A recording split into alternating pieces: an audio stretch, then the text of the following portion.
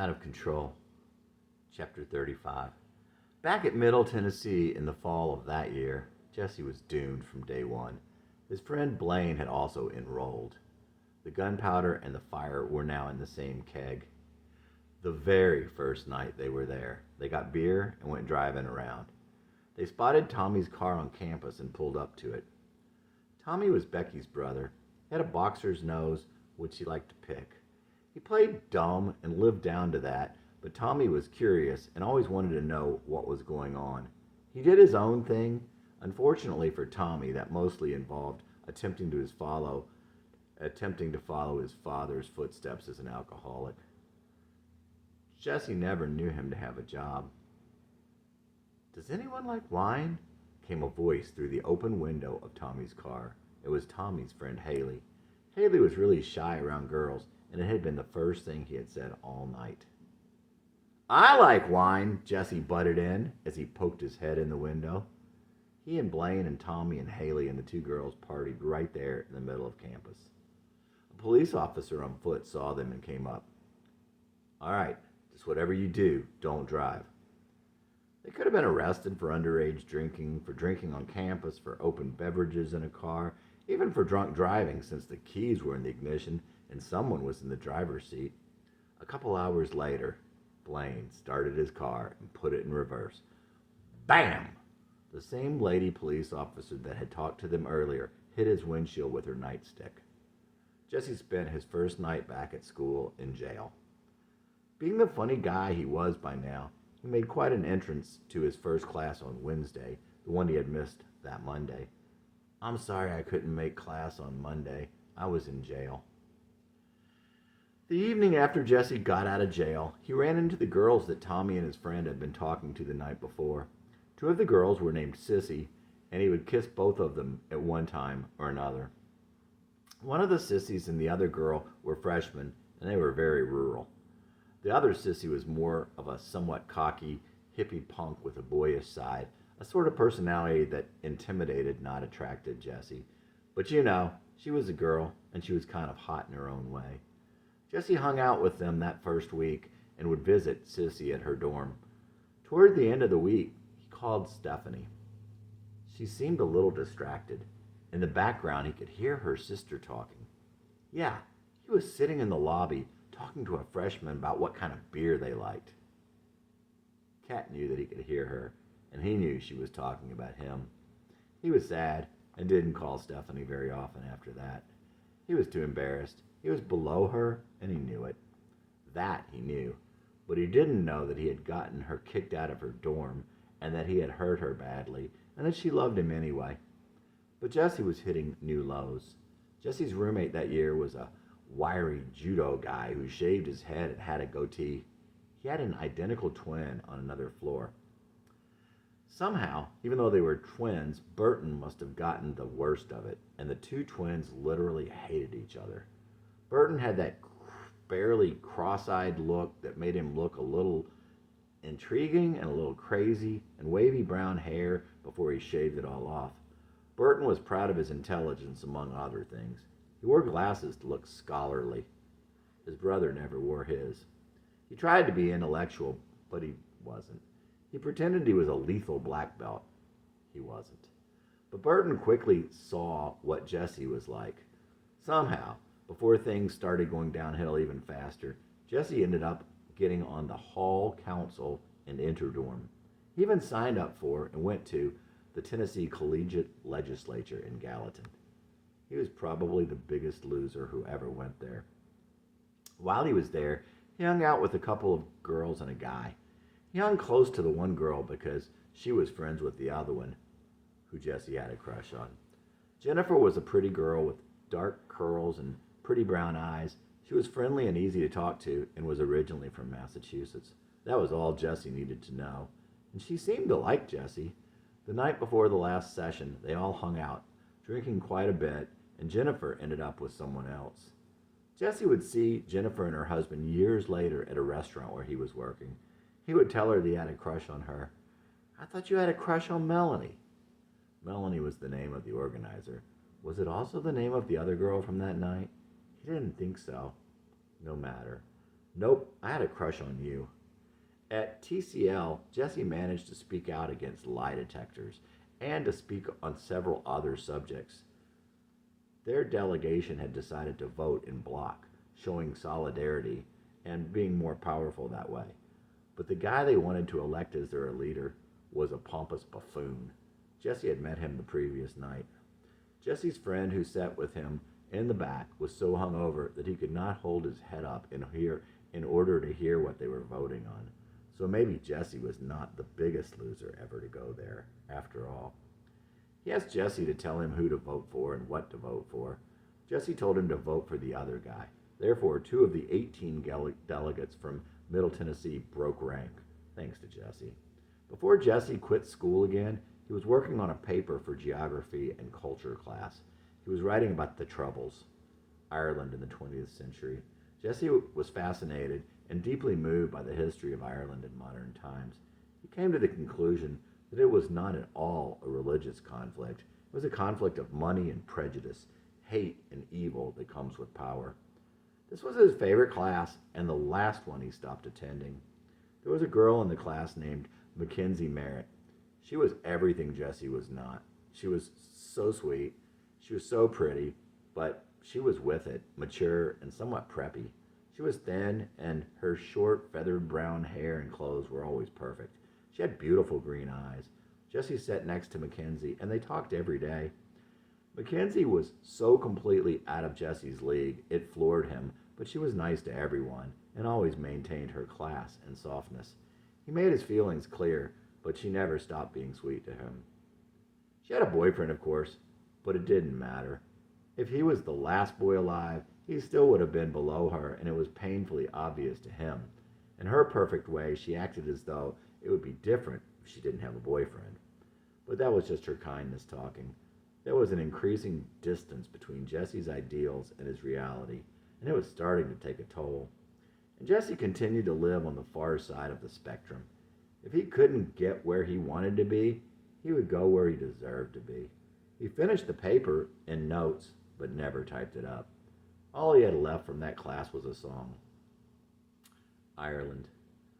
All the king's horses and all the king's men couldn't make Ireland one country again.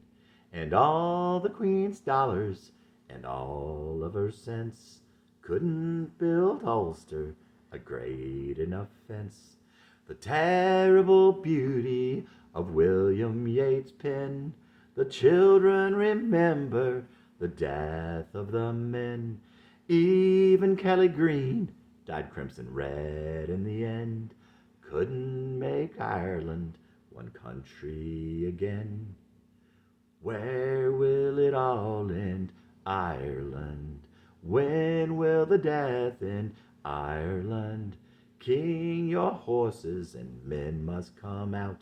You know which kingdom they're preaching about.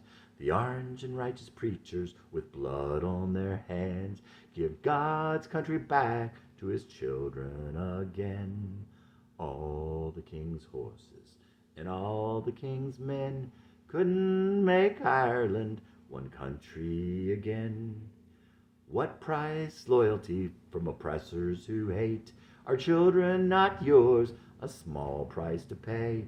Their memories course through the blood of new men. The terrible beauty till Ireland is Irish again. And all the Queen's dollars and all of her cents couldn't build Ulster a great enough fence. The terrible beauty of William Yeats' pen. The children remember the death of the men. Even Kelly Green, crimson red in the end, couldn't make Ireland one country again. All the king's horses and all the king's men, even Kelly Green dyed crimson red in the end. All of her children dyed crimson red in the end. Couldn't make Ireland one country again. All of her children, the blood's on your hands. Give Ireland back to the Irish again. Give Ireland back to the Irish again. All the king's horses and all the king's men couldn't make Ireland one country again. Jesse Dillon in November of his 20th year. Pretty much every night the Strip called Jesse. That's where they might be. A demon whiskey would certainly be there too. Sometimes Jesse would struggle with an angel of the Lord. Each time he would win a split decision and be free for another night to pursue his death. He had a favorite place down there. The sign said See Earnshaw's, but no one ever called it that. See Earns was the best of the road dives, with the always open doors and the friendly blind bouncers checking IDs. A long bar ran from front to back as you walked in. In back was a single pool table, and on the other side some tables in the dim light and a smaller bar that ran behind the front of the front one. One night at Sea Earns, Jesse pulled it out and peed. He was standing right up against the bar in front, and his pee was splashing on some dude's shoe. Jesse was with a friend, really big guy with a New Zealand fetish, maybe 6'5" and 280, with a big mustache curled on the end like from the 1890s. He took a drink from his Foster's lager and told Jesse, "You'll never live to see 30. Well, the jury's out on that prophecy. It's not as cut and dry as it would sound. Chapter 36. Jesse learned how easy it was to break down a street sign. All he had to do was grab both sides and twist it. That would pop the retaining bolts right off. The tremendous bang would make it just a bonus. One night, Jesse and Tommy and a girl named Daria were out drinking. Jesse had met her somewhere earlier in the semester. Jesse liked her, but he was really drunk that night. She seemed to like him, but he didn't know. He had kissed her another night. That night, he was backing off because Tommy liked her, and she didn't seem interested in Jesse anymore. Anyway, he was pretty much just keeping to himself while they talked.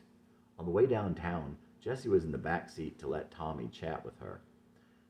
Maybe it was the alcohol, but Jesse was starting to feel more for her. And he thought he saw something mutual there that evening. Doesn't Jesse have puppy dog eyes? Tommy was always asking the weirdest questions. When the bars closed, they decided to walk back to campus. Tommy had been arrested for DUI already that semester.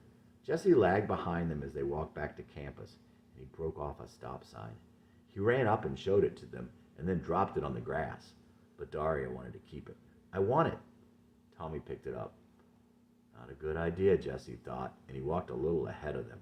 Tommy and the girl turned around when they heard the cop car pull up behind them. When they turned back around, Jesse was gone. They could see a couple 100 feet up the road, but no Jesse. Jesse came to a house and headed for the back to cut through to another street.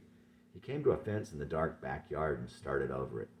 He was a good high jumper, but the barbed wire caught his pants, ripping a big hole in the brown corduroys. Just then, a hippie-looking guy came out. That couldn't be too bad. "What's going on?" "The cops are chasing me. They're right behind me." "No, there aren't any cops here. Come on in. We're having a party." Reluctantly, Jesse accompanied the freak back to the front of his house, right where the cops were. "Did you want to talk to me?" the freak asked nonchalantly. "No, him." The cop was looking at Jesse. "Where were you coming from?" Shortly thereafter, Jesse found himself spending his second night that semester in the Rutherford County Hilton. In jail that night, Jesse heard the most beautiful rendition of "I'm So Lonesome I Could Cry" that he had ever heard, sung a cappella by one of the men in the jail. It was beautiful. It was a plaintive moan straight from the soul. Jesse talked to the folks on the other side, the ones who were in real jail. The cell he was in was more of a drunk tank. "You never see any rich people in here," they said. "Amen, brother." It's always been a crime being poor, being different, not being able to fit in. But Jesse was lucky.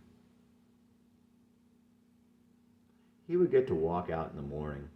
Still, he would always fiercely maintain that there should be very good reason to take away someone's freedom. The feeling of losing your freedom, even for such a short time, is terrible. He told his friends later that he thought the freaky guy set him up, and he didn't ever get to go out with that girl again. She also got arrested, and she blamed Jesse for that.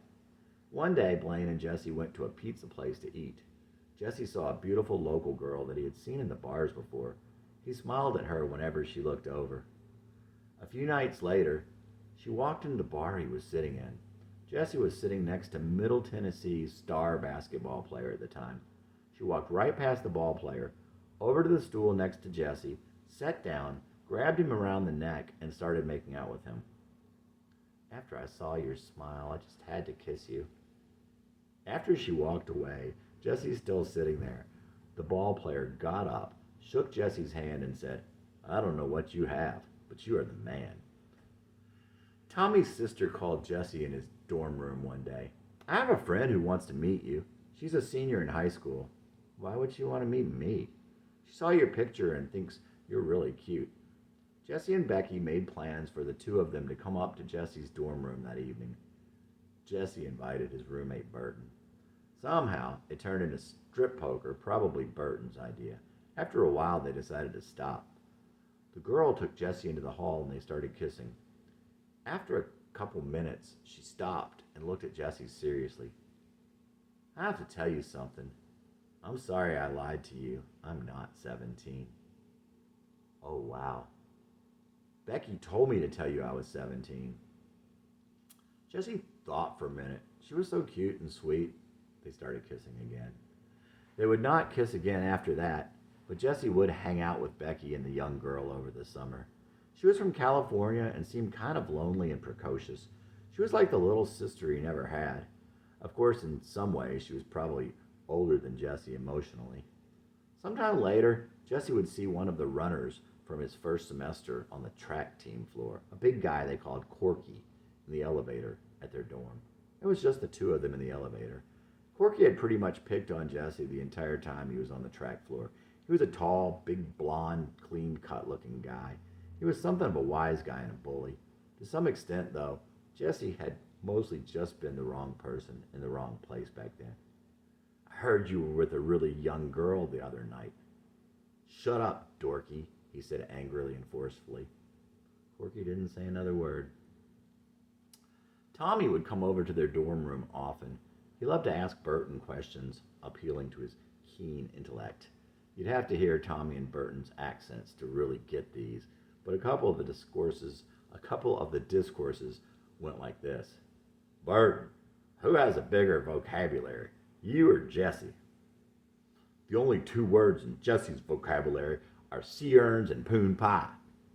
And, "Burton, we found this outside today. We brought it inside and it's still frozen, even though it's 70 degrees in here. What could it be?" With that, he appealed to Burton's superior scientific knowledge. Burton looked over and Tommy handed him the little wooden nickel that he got from one of the bars. On it was a clear, whitish substance, obviously frozen. "What does it look like?" Burton touched it with his index finger. He was studying it hard. "What does it smell like?"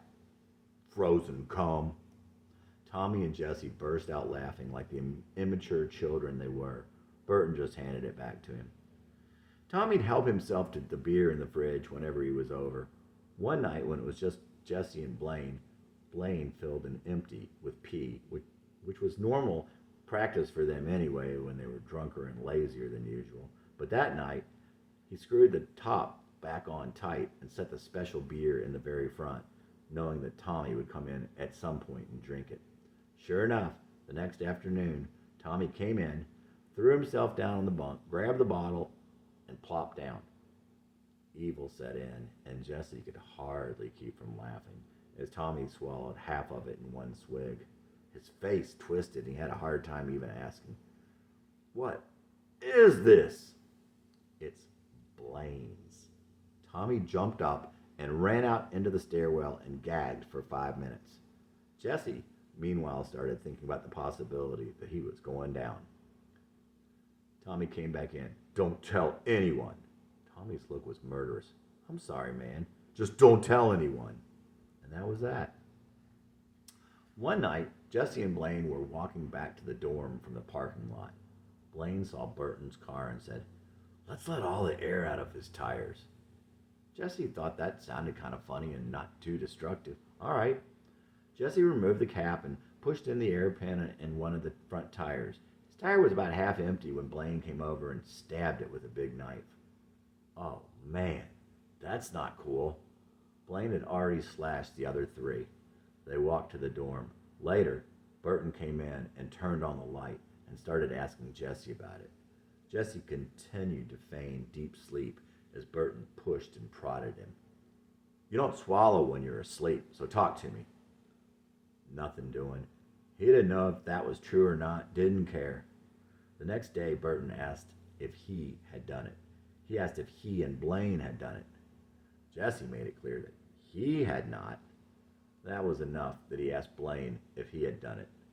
Jesse said he didn't know, but he wasn't real convincing. Burton knew. Blaine ended up buying him a new set of tires. Burton was not the best of roommates. He was arrogant and pushy, and he somewhat bossed Jesse around. Jesse, on the other hand, was messy and wore Burton's clothes and brought Tommy and Blaine over. One night, Burton had had enough. Jesse was there with Tommy, and Burton said he was pissed about Jesse and Blaine filling his wine bottle collection with pee. "Drunk assholes!" Well, Jesse had had enough also. Burton was a bit of a bully and pretty insulting. All right. With that, he meant he wanted to fight. But Tommy knew what was getting ready to happen and said he was not going to allow Jesse to fight Burton. "Okay, Tommy, let's just go out in the hall so I can cool off." Tommy walked ahead of Jesse. Jesse shut the door and locked it. "I'm going to kill you. You know how good my judo is." Jesse didn't think any such thing was going to happen and immediately started pummeling him. He scraped his knuckles on Burton's shaved head. After it was over, Burton simply said, "I'm moving out." Jesse spent almost all his time drinking and talking to girls. "Jesse, aren't you forgetting the GBH?" Tommy would remind Jesse anytime Jesse would forget to ask for a goodbye hug from a girl. Jesse asked for a goodbye hug anytime he walked away from a pretty girl. He didn't forget often. Jesse was quite proud of that innovation. They started going to a nearby dry lake bed, big groups. They would light bonfires, drink, and talk. Jesse would bring different girls out there. There was one girl named Lauren. Jesse never could remember how or where he met Lauren. She was the quietest girl he ever knew. She was thin and very pretty and must have been quite into Jesse. He'd not remember how they got together, how often, or even for how long. One time he made out with her in the middle of the night in the outdoor amphitheater. She silently looked up at him as she lay on the hard ground. Her young breasts were pretty and pointed. The stars and moonlight shone on her soft skin. Lauren had a key to the campus science building.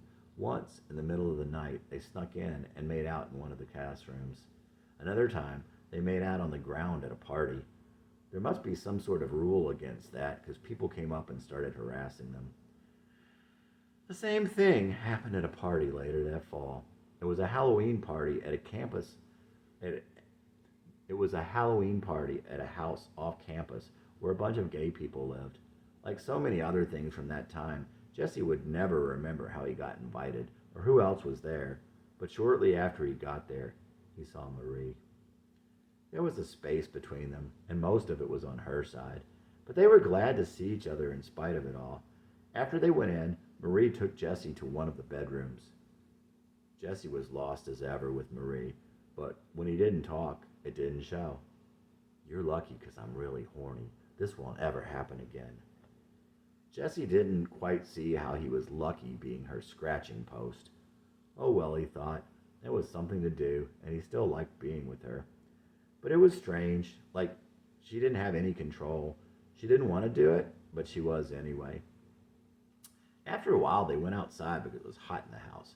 They were lying in the leaves, making out when the neighbors came up yelling gay epithets and telling them to get out of there. Maybe because Marie's hair was kind of short, maybe just because they were used to harassing the people at the gay house. They looked like fraternity dudes. In any event, you'd think the neighbors would have been happy once they saw two young kids innocently kissing in the cool grass on a beautiful night. Cindy was another girl that Jesse brought to the dry lake bed. She was from Knoxville, was crazy about John Cougar, and had freckles and a cute little nose. Jesse did remember how he met her. One night, Tommy was absolutely wasted and was talking to a girl in a lobby. He said that he looked up at her one time and her face literally scared him. Somehow, Jesse convinced him to go out with her so that he could go out with her cute friend Sandy. Jesse also went out with a skinny little freshman girl with 3 first names, and he might have been her first kiss. She must have been another girl he had met strictly at random. If Jesse was suffering over girls from his past at this time, he certainly wasn't showing it now. That was probably another mistake. Even though she rarely said much, he had probably hurt her.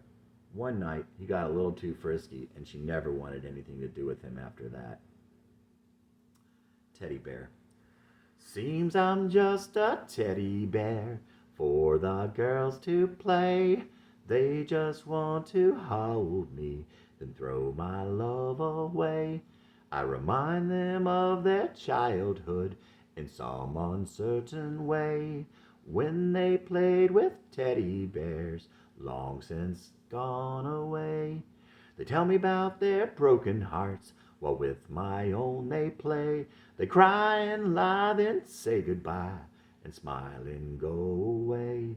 So if you need a pickup, pick me up and say, I'll use you and abuse you and hold you for a day. And when you know that I'm attached, then just go away. I could be your teddy bear if you should want to play. You can have and hold me, and you don't have to stay. I'll remind you of a childhood you knew you couldn't keep. I'll give you all the love you lost and help you go to sleep. Teddy bears are always good at night. They give you lots of love and hold you tight. Teddy bears are no good in the day. They just sit around and get in the way. Teddy bears are good for a broken heart. They give you lots of love and a brand new start. Teddy bears always cry at night and pray you won't leave them with the morning light. I could be your teddy bear if you should want to play. You can have and hold me, and you don't have to stay. I'll remind you of a childhood you knew you couldn't keep. I'll give you all the love you lost and help you go to sleep. Tell me about your broken heart while with my own you play. Just cry and lie and say goodbye and smile and go away. And if you need a pickup, pick me up and say, I'll use you and abuse you and hold you for a day. And when you know that I'm attached, smile and go away. Jesse Dillon in November of his 20th year. Jesse met a girl named Lisa in the student center in the cafeteria. It was one of those things where he saw a girl, thought she was cute, and just started talking to her. Just walked up and sat down at her table. It was a goodbye hug situation, I'm sure. Lisa was older than Jesse, 25 at the time. She had gone back to school but lived in the dorms. She had brown eyes and was little, some hips, nothing up top. Guys seemed to go for Lisa. She was easygoing and easy to talk to, but there was something untangible. One evening, Jessie was in her dorm room and came to the conclusion that she was religious and that she was kind of poor, all because of a little tiny Bible on her desk one day. She had the Bible for a class. Jessie would end up sitting around, talking with her in the same dorm lobby as he had with Stephanie, and she would analyze him. Lisa told Jessie he was accidentally intelligent, and that he seemed to have picked up most of his knowledge about politics from political cartoons. One day they sat in the dorm lobby and sang Beatles. She was a huge Beatles fan, and Jessie had a songbook. It had to have been terrible. Jessie couldn't play, and neither of them could sing. Later, Lisa would sign his yearbook. She said he was intelligent, but she didn't think it was accidentally anymore. That's about as good as it got. She never would go out with him. Her friends said she wanted someone older, someone more mature. Lisa had two roommates, and they were both named Donna. One of the Donnas was young and silly and chubby. The other was short and older like Lisa, but nerdy and wore glasses. They both had really good hearts. Jesse and his friends, and Lisa and her friends, started going to a local dive off the beaten track. It was there that Jesse got harassed by a kid from the baseball team. Once, twice. The third time, Jesse said, "All right, let's go outside." Once outside, all the other baseball players were harassing him. A huge dude kept calling Jesse a maggot. The kid he was going to fight was getting out of it, but the younger Donna stepped in the way, and the kid took the opportunity to try and blindside Jesse. He accidentally hit her. Not hard, but Jesse went ballistic. "You hit a girl!" He popped the baseball player, who staggered backward. Just then, the bouncer came out and made them come in. While they were waiting, the baseball player told Jesse, "Nice punch." "Well, all right then." The bouncer banned Jesse from the bar for fighting. Should have been permanent. Another night, Lisa was in there with a new boyfriend named Butch. Jesse had actually set her up with him. That was a serious mistake. Jesse was playing quarter bounce with them and told the guy that if he made the quarter in the pitcher, Jesse would drink the whole pitcher. It's pretty easy to bounce a quarter into a pitcher, and the guy was good anyway.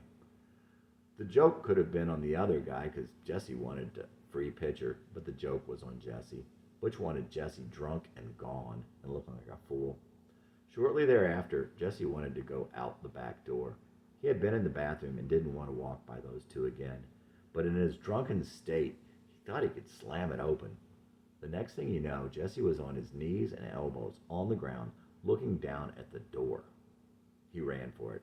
The startled folks in the bar, including Lisa and her beau, looked up to see a big hole where the door used to be and no Jesse.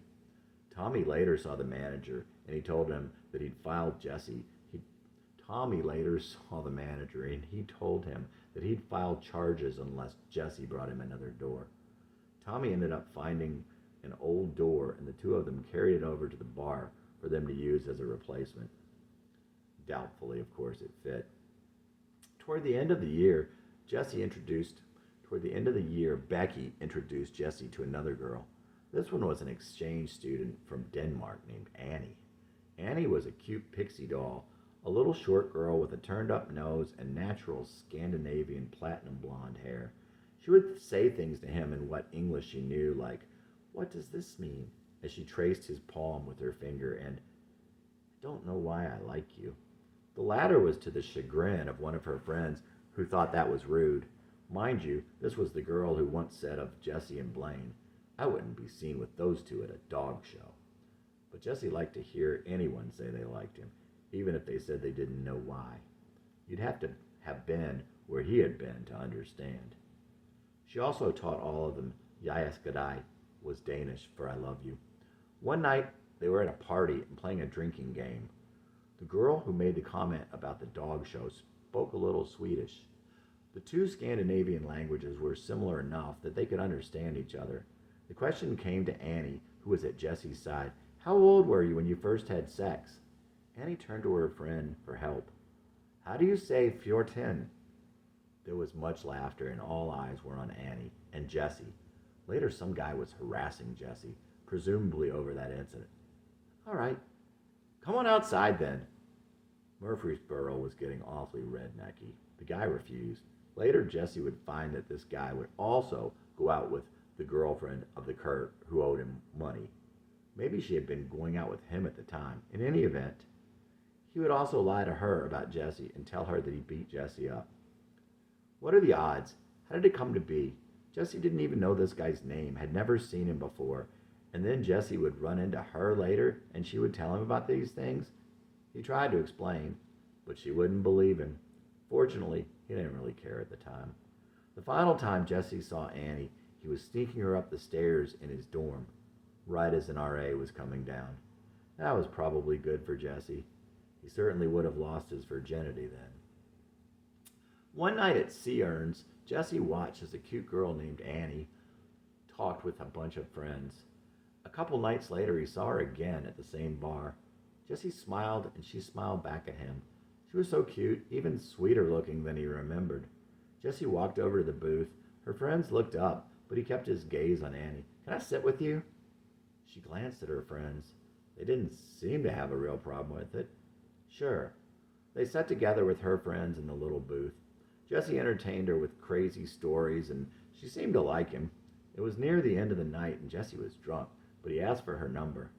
She handed him a bar napkin with the name Georgetta and a campus phone number. Jesse put it in his pocket without looking at it. After he left, her friends looked at her like she'd lost her mind. "Do you know him?" "No." "Why did he call you Annie?" "I don't know." "Well, he's cute, but I think there's something wrong with him." He has the cutest look about him, and I have this feeling about that guy. Jesse called her the next day. "Georgetta?" "Yes?" "Hi, it's Jesse. I met you last night. Do you remember me?" "Sure." They chatted a while. She lived in the dorm where the cafeteria was. "Want to come down and talk to me when I'm over there this afternoon?" "Sure, that sounds good." "See you then." She was just as cute as he remembered through the slight fog. Her eyes were big and blue and had a purity tinged with sadness. "I thought your name was Annie." "No," she said with a curious look in her eyes. He would see the original Annie later. Oh. Jesse told her he was going to call her Annie anyway. Her big blue eyes, pretty brown hair, and pretty full mouth combined to give Annie a very innocent look. She was quiet and unassuming and didn't want to burden other people with her hurts. Annie was too cute and a really sweet girl. She lived with her father, a school teacher in eastern Tennessee. Jesse thought Annie was a daddy's girl and they were close. What she didn't tell him was that her father was controlling and had left her with some deep scars. Nor did she tell him that her mother had died just 3 years earlier when she was a sophomore in high school, or how badly she missed her mother. Or how, at 15, Annie had cried and begged God not to take her mother, and how scared and alone she was then. Jesse had wondered about her mom since Annie only mentioned her dad, but he was afraid to ask. Annie had just graduated from high school the year before. She was having a hard time trying to figure out how to fit in. Everyone she knew was in a different dorm. Her roommate was really mean to her. Most of all, her last boyfriend had absolutely broken her heart in a million pieces. She was like the walking wounded at that point in her life. Had Jesse known, he would have cried. He would have held her and wanted to protect her, and maybe things would have been different. But Annie didn't let on about any of this to Jesse, except the part about the mean roommate and her struggling as a freshman all alone there. She was failing one of her classes. Jesse told her that if she was already flunking, she'd be better off to quit going, she'd be better off quit going to that class and focus her efforts on her other classes, since she could always retake that one. A two-time dropout was probably not the best person to take that kind of advice from, but Annie respected Jesse. They definitely had a rapport. One afternoon they went to his dorm. She'd always remember how he had her clothes off before she even knew what was happening. But they didn't have sex. It was hard, but Jesse resisted. He didn't want the commitment or was afraid to get her pregnant. Well, both. "I'm waiting for the right girl." This was probably the cruelest thing he had ever said, but he hadn't meant it that way. It wasn't that she wasn't good enough. It wasn't that she wasn't enough for him. He had been waiting for his star-crossed lover and assumed she'd find hers and that they weren't meant for each other.